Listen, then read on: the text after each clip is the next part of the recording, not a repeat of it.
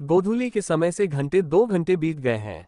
अखाड़े के वृत्त पर बैठे बीसों दर्शकगण नृत्य दल पर आंखें गड़ाए हुए हैं।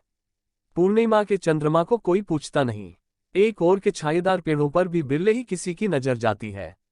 फिर भी शीतल चंद्रिका किंचित भी तिरस्कृत न होकर अवनी तरुओं अखाड़े के सब जीवों पर अपना सुखद कोमल छटाएं प्रसारित का चांदी का मुलम्मा दे रही है।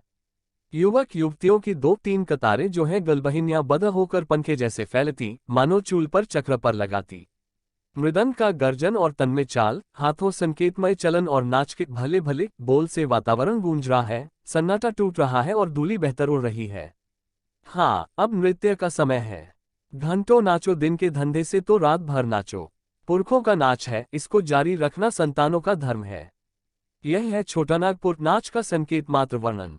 छोटानागपुर के जितने प्रकार के गीत होते हैं उतने ही प्रकार के नाच भी होते हैं। चूंकि गाना 12 मास जारी रहता, नर्तन भी इसका पिन छुड़ाए नहीं छोड़ता। पर हाँ, अगहन के अनपूर्ण अवकाशों में और कुछ पश्चात नाचगान का बखूबी रोब जगा रहता है और जेठ अषाढ़ के अन्न रहित और स्नकोचमय दिनों में भूखे पेट नाचना दूभर सा लगता है। पर पहुंचे हुए रिझवारों को रोके कौन, उनकी दाल बराबर गलती है। गीत वर्ग के राग बहुत सुंदर दोहराए जा सकते हैं। मन का उबना तो दूर रहा, उल्टे उत्तरोत्तराज जोश और सरगर्मी सब बढ़ते जाते हैं। यहाँ तक कि नाचते गाते कभी कभी कोई भावुक जवान आनी सुध बुध होकर थर्राने लगता है, ताल बेताल डेगने लगता है। उस पर भूत सवार हो गया। इस अवसर पर भूत का भगाना और जवान की सूझ वापस लाना केवल एक मजबूत ठोकर से किया जा सकता है। अक्सर कोई मोटा चाबुक भी प्रयोग किया जाता है। परंतु लाचार होकर कहना पड़ता है कि हमारे लब्ध प्रतिष्ठा प्राचीन आदिवासी रचयिता और संगीतज्ञ अतीत के विस्मृति कानन में खो गए। हमारा ख्याल है कि हमारे गायक महारथी बड़ी तादाद में हुए होंगे। उनकी अवशिष्ट कृतियां ये साक्षी दे रही हैं।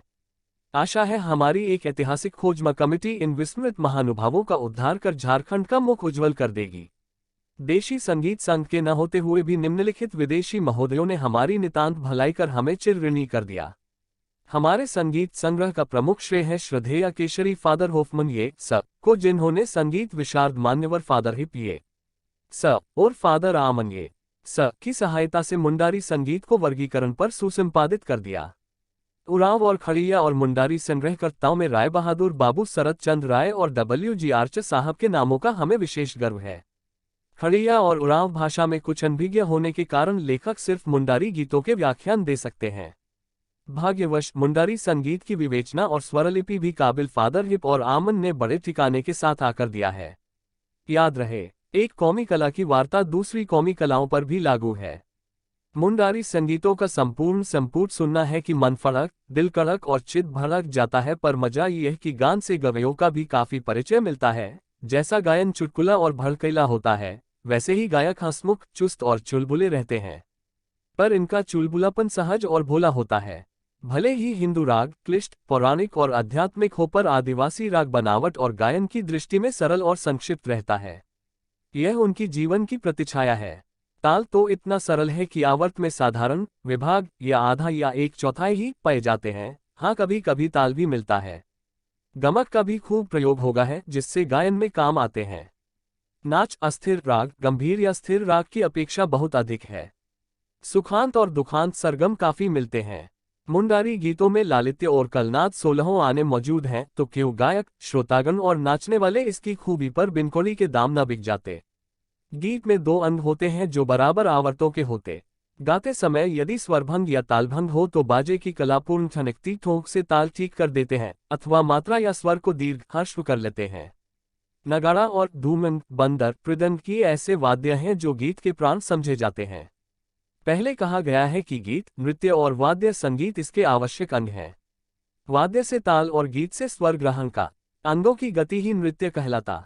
यह हृदयोल्लास के अधिक्य से होता है।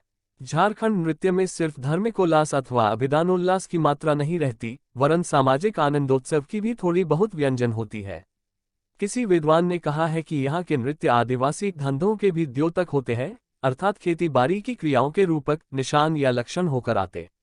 पर यह मत विवादास्पद है, क्योंकि दूसरे विद्वान इन नृत्यों को केवल प्रसन्नता प्रकाशन के विधान ही समझते हैं। हिंदू नृत्य के समान आदिवासी नाच, लास्य और तांडव में विभाजित नहीं होता। नृत्य जब कोमल और मधुर होता तब लास्य कहा जाता है। प्रायः स्त्रियों से किया जाता है। जब उत्कट होता है तब तांडव कहलाता है। यह प्रायः पुरुषों से नाचा जाता है। इससे नहीं सोचना चाहिए कि इस देश में कोमल और उत्कट नाच नहीं होते हैं। फिर स्वर, नेत्र, मुखकृति और अंग से भाव का दिखाना थोड़ी मात्रा में होता है। यहाँ नाच खासकर आनंद, मनोरंजन अथवा मन बहलाव की सहज युक्ति है, जिसे आदिवासी परंपरा से खूब पड़ती है।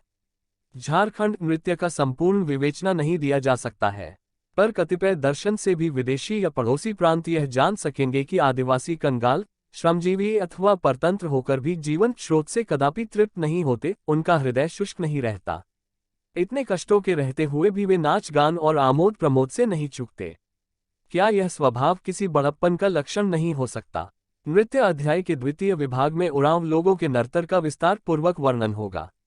इसी से खड़िया और मुंडा नाच की टोह लगानी चाहिए। मुंडा लोगों के नाच का संक्षेप वर्णन तो यह है।